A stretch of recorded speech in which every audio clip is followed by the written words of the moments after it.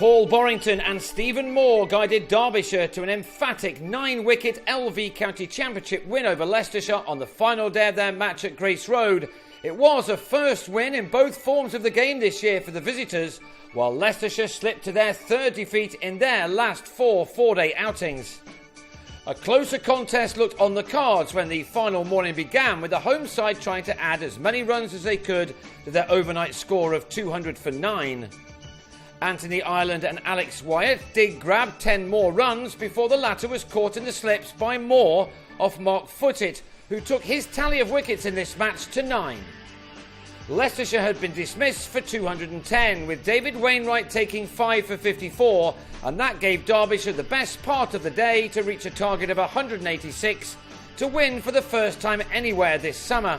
Having not tasted success as yet in either this competition or in the NatWest T20 Blast, confidence would not have been at its highest in the visitors' camp, and they desperately needed Moore and Borrington to give them a good start.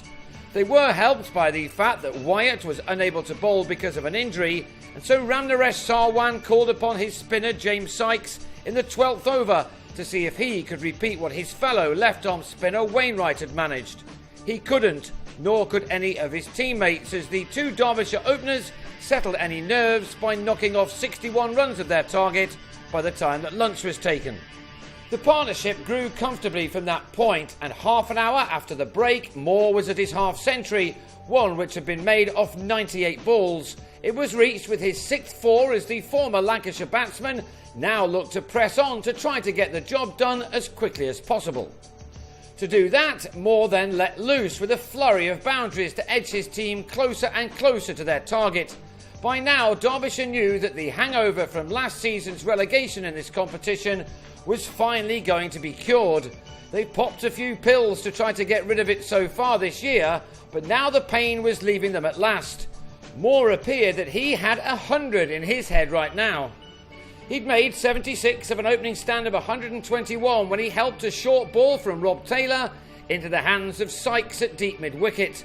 Moore left with just 65 more runs wanted. It took another hour, including the break for tea, for Derbyshire to confirm their victory. Borrington clipped a full toss from Angus Robson to the boundary for his 7th 4 to complete a 150-ball 50. His first in 7 innings this summer, and his 11th in 79 knocks in his first-class career. Leicestershire's season is beginning to mirror last year's one, when they went through their 16 games without a single win. Although they began this season well enough, a third defeat from their last 4 games was closing in on them now, as Borrington took over the majority of the scoring against some part-time bowlers. Those defeats for Leicestershire have followed a similar pattern too. They go head-to-head with their opponents for a number of sessions before the game starts to unravel for them.